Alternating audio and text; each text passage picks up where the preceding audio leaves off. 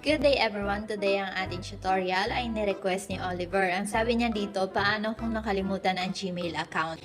Nag-comment siya sa isang video kung saan itinuro ko kung paano ba magpalit ng MPIN or kapag hindi ka makapag-login dahil nga nakalimutan mo yung MPIN mo. So ngayon, ituturo ko naman or ibibigay ko naman yung solusyon dito sa ni-request ni Oliver. Let's start. Open natin yung ating GCash app. Like, subscribe, and hit the notification bell for good luck. And here, ilagay lang natin yung ating GCash account. Lagay natin yung ating MPIN.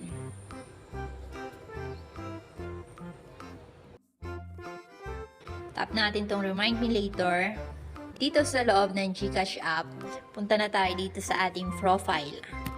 Tap natin.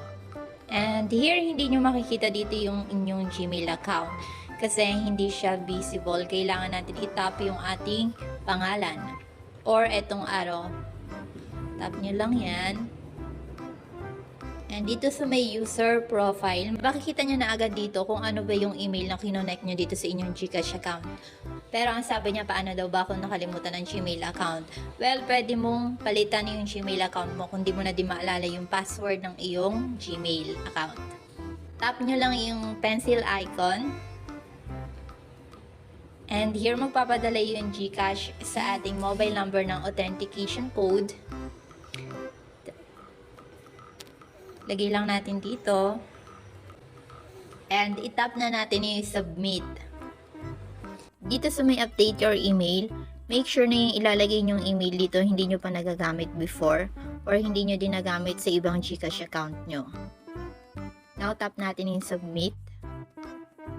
Ngayon, para ma-verify natin yung ating email account, magpapadala sila ng 6-digit code sa ating email.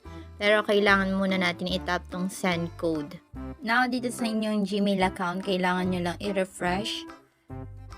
And kapag na-refresh na at wala pa rin kayong na-receive, try nyo pumunta sa inyong spam.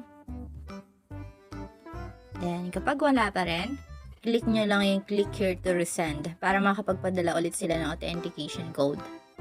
And within 60 seconds, makakapagpadala ulit sila ng bago.